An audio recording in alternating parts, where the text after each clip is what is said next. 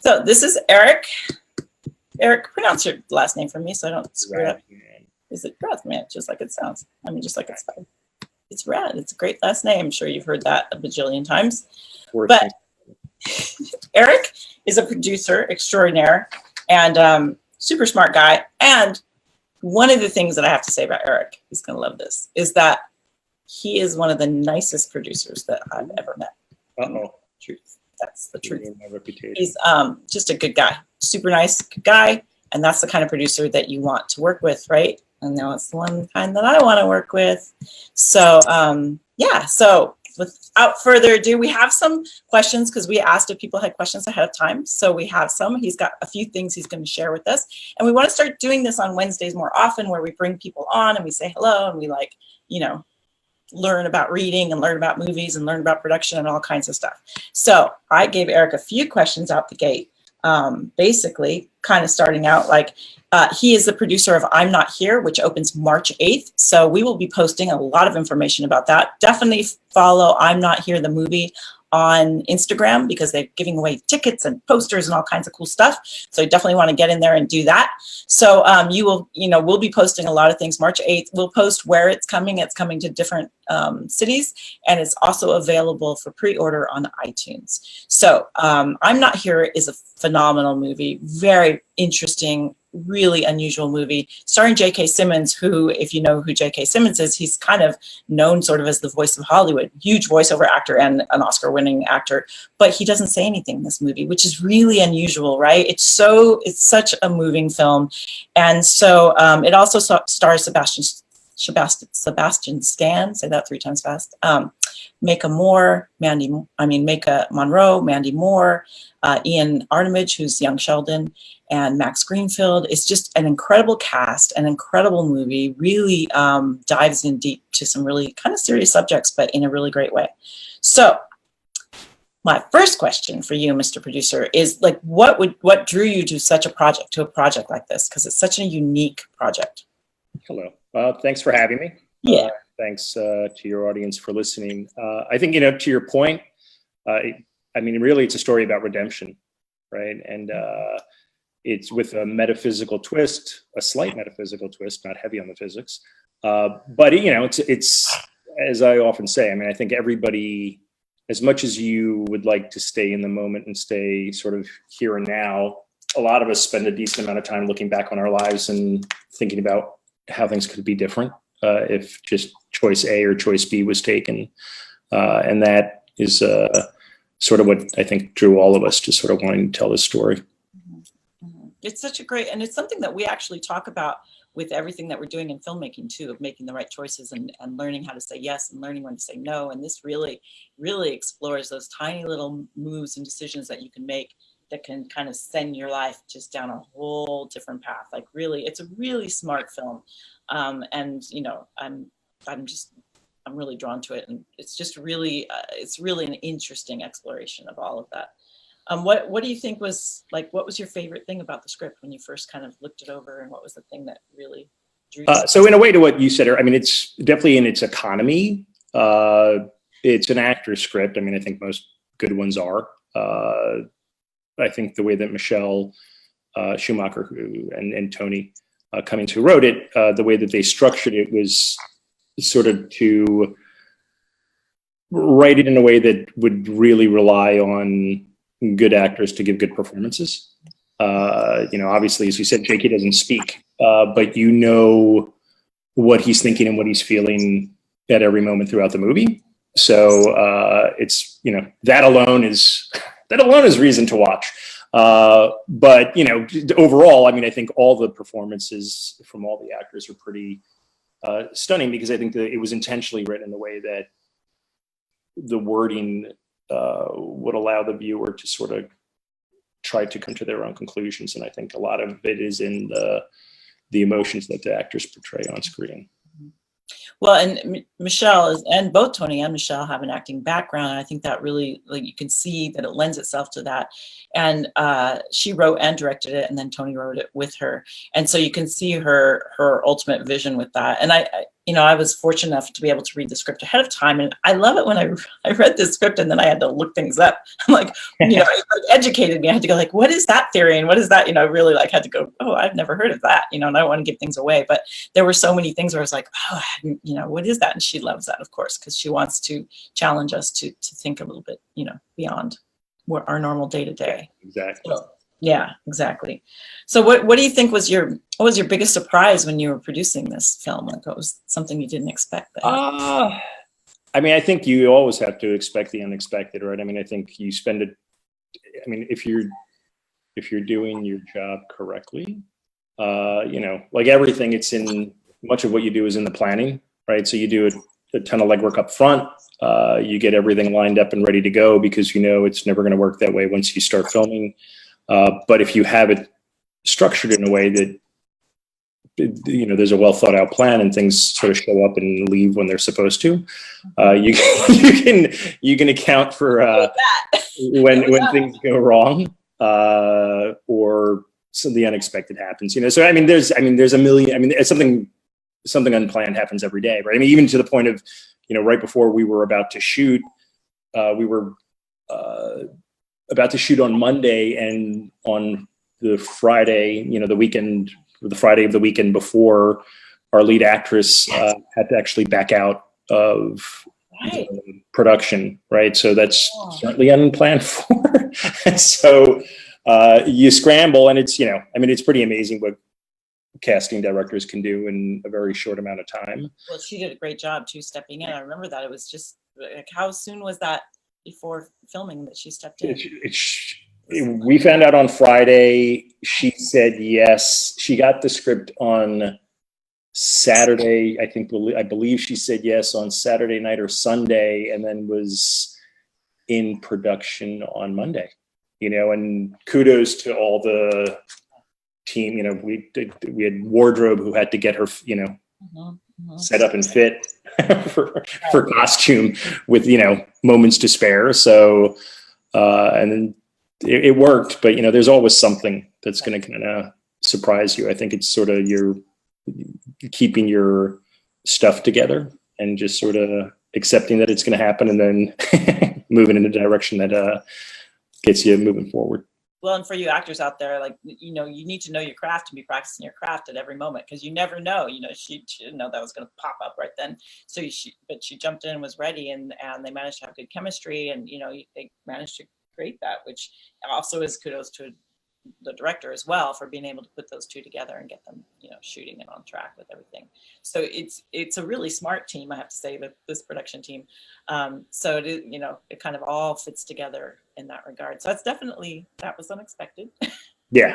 I mean, there's things that happen, things that go wrong, things that get stolen, things that I mean, there's a myriad of issues that you're dealing with. Well, and we constantly talk about, sorry, let me turn off my email. We constantly talk about, how producers are supposed to be this glamorous job, but they're the ones that are getting everything ready. And then they're the ones that are, driving people around, and then suddenly like cleaning off the set, and then something spills, and they're just like, have that. You have to be able to kind of have no ego and wear so many multiple hats. And does that sound true to you? Does that ring? Yeah. And I mean, I just think, especially in, small budget movies, right? I mean, I think everyone that works in a small budget movie is going over and above, right? Especially, our cast was very talented, as was our crew, and they're doing it because they want to do it, not because they necessarily have to do it. So you're shoulder to shoulder, and you want to do right by them, and there isn't anything that isn't going to be done. I mean, and you are. I mean, we also had, you should, and time is money, right? So you don't really, you show up on set and one day and you think you're actually getting ready to start prepping for the day, and you realize that, somebody stole the batteries from the generator, right? And you're like, okay, well, we have 45 minutes to get batteries here from across town, right? So you just sort of have to make it happen. Wow. Yeah, I hadn't heard that story. No, I like just asking me jogged it, like literally. I mean, there were so many things, and it's not that this was really, in all honesty, I mean, it was an amazingly smooth, quote unquote, production. But that's normal, quote, you know what I mean? Right. It really is. Like, things happen, right? Right, kind of like with our tech stuff today. It's like you just kind of go with it and go, yeah, sometimes things don't quite go high. Like, you forget about them all the time, and then all of a sudden you'll be like, oh yeah, I forgot about that day that we showed up in the, or that, where was that? Didn't we park the truck over there last night? It's just sort of always something. But well, and I've heard stories of production trucks just disappearing, like someone stealing a whole entire production truck. It's like, yeah, and we were driving them, so we were sort of like, you learn a lot of things that you didn't know. I mean, I never had driven a enormous truck before, and I'm like, all right, well, so if the producer thing doesn't work out, you got exactly. Well, you're sitting there with the PAs, and you're like, all right, who's drawing short straw? And it turns out it's you, and you're like, all right, I'll drive it. It's fine, So you pick up some skills that you didn't have previously, and to the point, if anybody needs somebody that knows how to drive a truck, that's this guy. Yeah, that's this guy. Mm-hmm. That's awesome. Yeah, definitely. So as you're looking for, kind of new things, what are some of the, what's your process in finding the next thing? So we have optioned the rights to a script that we are, if all goes according to plan, knock on fake wood, that we have a director, and we're moving forward on hopefully getting into production by the end of the year, which I could talk a little bit about that. I could talk about how we found it. Sure. You're looking for the proverbial needle in a haystack, right? When you're the easy part is if you have an enormous development budget and you can basically go buy $1 million scripts. We don't have that luxury, right? So you have to you're rolling up your sleeves and you're reading a lot and you're looking for something. And this is a different story. This one's a thriller.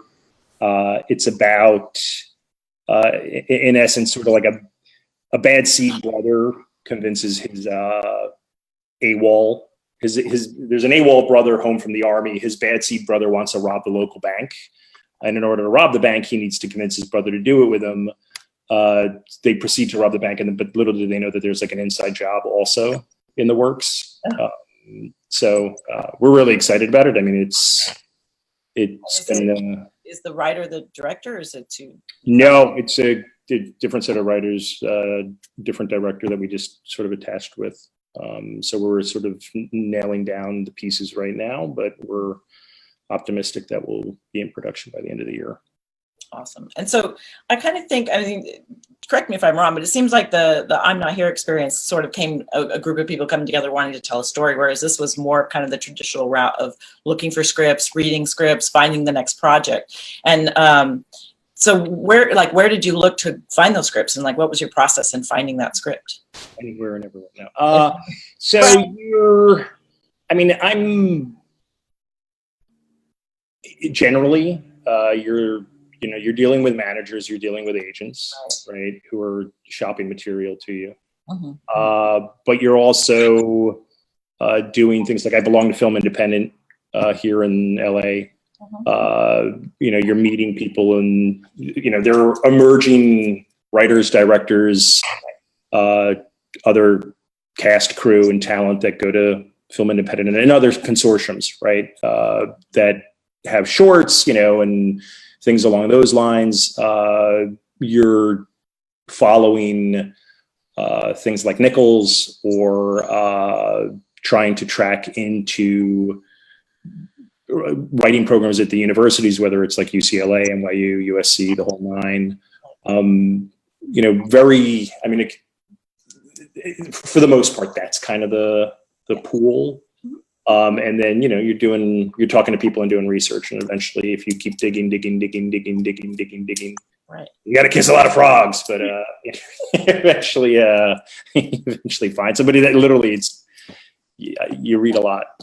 Yeah, you read a lot. And so what are some things that stand out to you when you read a lot? Like what are some things that kind of pull you to go, okay, this goes on the consider pile, or this isn't the, as I weed through, these are, because I'm sure you narrow down. Well, some of it, it sounds cliche, right? Some of it you just know it when you read it, right? And in a weird way, right? Which is what I always tell writers is, no one, or not no one, or let me speak from my own experience. I'll have people blindly send me stuff and I never read it. because I can get a million. I mean, I'm reading all the time anyway. So having and I know what I'm looking for specifically, right? So we were looking to do a thriller, and I kind of knew from a feel basis what I wanted, what appealed to me. So I always tell writers, I'm like, you need to have synopsis. You have to have it, because I'm not dedicating. If I were to dedicate the amount of time it takes me to read every single script that someone wanted to send me, I would read no other scripts, right? So, but I'll read a synopsis, because that'll tell me quickly, and it's not even whether it's good or bad. It's just sort of, I know what I'm looking for. So it's sort of like the quickest way to get down to, oh, this could be amazing, but I'm not looking for a rom-com, or I'm not looking for that type of story. And on the other hand, if it's something that, maybe it is a rom-com, and maybe I read the synopsis and I like the idea and it's killer. Okay, that actually can entice me, but I'm not going to read an entire script to find out if a genre that we're not interested in doing at the time is something that I'm, oh wow, I read that, that movie, and there's not enough hours in the day for that. Although if it's a killer rom-com, then that, that might fit. Oh no, well, that's the thing. It's you start having an idea about what you think you want, and then you realize that you're looking for things, to the point, you're looking for characters that jump off the page, something you can visualize clearly, writing that, theme is huge. And does the writing serve the theme, or does it sort of just start out with maybe a theme, and then it kind of just goes off on its path to kind of meander into whatever it wants to, or the character decisions, choices, outcomes, is there a cause and effect to it, or is everything kind of earned, right? Or is it just sort of like, oh well, this character started down the path this way, and then midway through it's just not, that person isn't that type of character anymore, and the decisions don't feel like that is exactly what that character. You want to be surprised, but but even then it sort of has to be a certain sort of artful logic to it, and things that people want willing to suspend. They'll go there with you, and we often say that there's however many scripts there are, however many people there are doing films in Hollywood or films being made, there's that many ways to break in. So we're constantly, people are always like, what do I, where do they find scripts, and where do I need to send my script? But as you guys can see, he's looking all over the place, and he's looking at synopsises so that he can, he's looking for a specific thing. So but if something comes across his desk that's not what he expected, it's still an open thing. So I think sometimes writers limit themselves and thinking, I have to go this one path, or I'm not going to share my ideas. That's a big one that we see a lot of, no, because someone will steal it. We get a lot of that. And so it's there's so many ways that it could happen. This process of this new film is so much different than the process of I'm Not Here, which was a group of filmmakers coming together to tell a story, as opposed to, okay, now I'm going to look for the next project, and I'm going to actively look for a specific thing that I want to do. And thrillers can sometimes, depending on, easier to do on a lower budget, and they're especially coming off of I'm Not Here, which is such a thoughtful, deep film, but by no means a comedy. It's kind of the next step into something a little bit different, but still, you're not going way off on a different direction. So I think and to the point you said before, there's a lot of good. There's it's everything in art, whether it's ballet, professional sports, the Olympics, if you do the math behind all of it, I talk about this all the time, but it literally is kind of a 1/10 of 1% type of thing, right? So there's a lot of good, there's not a lot of great, and that isn't because people are bad writers. It's not, it's just that you're looking for something that stands out to you, and that and again, each production company is different, right? So to what I said earlier, so I could look for a thriller, but if I read something that I'm like, this is an amazing rom-com, it's not that I'd probably do it, because you're like, how often do you come across amazing? Very rarely. So you're like, you better grab it when you can, right? So totally. That kind of comes into play. Yeah, awesome. Do you guys have, so I'm looking at chat and seeing if there's any other questions. So someone said, I Married an Axe Murderer is a killer rom-com. Yeah, she's our resident. Yes, it is. She got my joke. Yeah, so I'm not seeing a lot of questions because I think we got the ones ahead of time. Is there anything else that you wanted to share about kind of your thoughts, experiences, encouragement, whatever, anything that you have that you'd like to share with the group? Yeah, I think, if it's mostly writers that you are, It's writers and then readers. Basically, it's where we talk about three things. Is basically how can a reader support writers?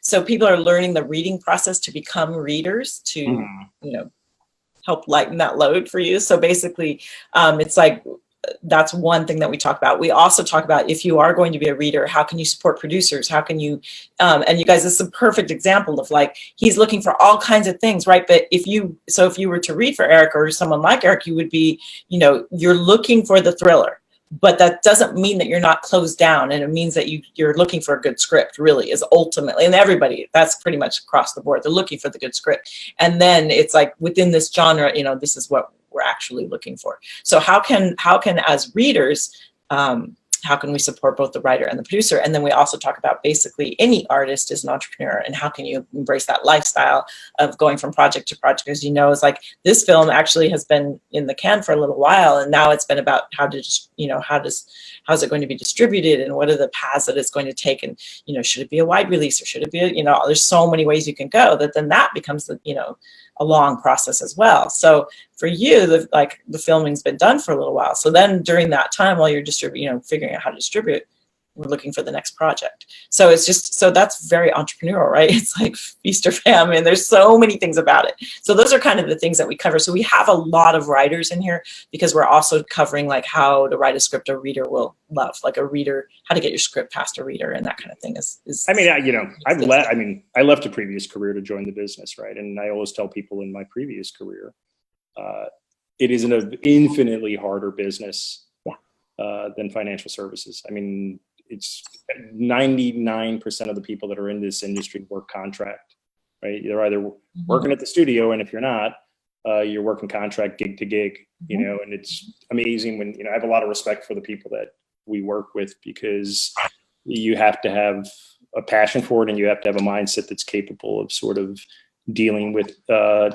unpredictability of all of it. And, you're sitting there on set and you're like, okay, well, we're going to go and do post on this. And the people on set are, half of them know where they're going the next gig and half of them are like, no, I'm making calls. I got to get something for, and I'm like, wow, Well, like the actors that came in at the last minute, like suddenly she had work for the week before, the day before.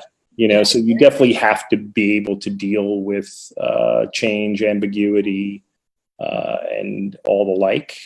And as far as coverage in general, I think the standard stuff. You have the building block pieces, and then I think you want to be balanced, and then I think you want what's good, what's bad, and then you want how to make it better, right? I think helps a lot of times too. Right? So big thing we talk about that it's not just about this script, we really frown on the script sucks, the script's bad, the script all that like real snarky and like no, that's not. It's about okay, here's some things about the script that really work and here's some things that really need improvement, so that the writer doesn't walk away feeling like I'm just going to go work at Mickey D's. The writer walks away going, oh right, I see what you're saying, ooh, I'm going to go do that. So there's this kind of forward motion, and that's kind of really what we promote a lot. It's not about like what's wrong with the script, it's about how can the script be better, always coming from that. Where's I always tell people it's most people I think that are writers or readers write themselves, right? And how would you want someone to treat your work, right? Kindergarten rules, right? Kindergarten rules apply. Totally. How would you like to be treated? And it's true though, right? You don't I think you want to be honest, but you don't want to crush someone's sort of hopes and dreams that they're going to be successable someday, right? So it's subjective anyway. Yeah. So, yeah. It's like there's no arrogance. There's no room for arrogance, and there's no room for we don't even we say don't even put I think, or it's not about what you think. It's about what's the script. It's about go back to the script, go back to this. Not even about the writer. It's about story, script, story, like really grill that in. And I think that really kind of helps get you coverage that's, going to be about the story and being about moving forward instead of about the reader. And we also, all readers are writers for sure. They have to be able to write a coverage, and you need to be able to write a good coverage. And sometimes that's lacking. So that's why we're here. So if people want to, learn more about you or whatever, where can they find you? I would go to, I mean, we have for the I'm Not Here movie, we have, if you're on Facebook right now and you want to open up another window, there's the I'm Not Here movie page. There's Instagram, there's Twitter. That's out on March 8th. The movie that I mentioned earlier that we're working on next is called Mechanicsville. I literally just put up a page the other day for Mechanicsville movie on Facebook. It literally has zero. It's bone dry on content. We'll get that going, right, guys? I mean, you just learn from, the experience that we're going through with sort of social marketing for this movie. It's, you engaging with people from the beginning is worth it. And it's fun. In all honesty, like I love all the social marketing stuff we do because you can kind of just, it sort of becomes part of the story when people that are anxious to see the movie can actually participate in the experience a little bit more than normal. So it's you have some experience in branding, right? That's kind of what we were chatting about before we started. And that's, super, especially nowadays, it's very noisy out there. So it's super important. So you guys will put up, and we'll be sharing a lot about I'm Not Here as it opens up and starts having screenings, and, we'll be like sending all kinds of.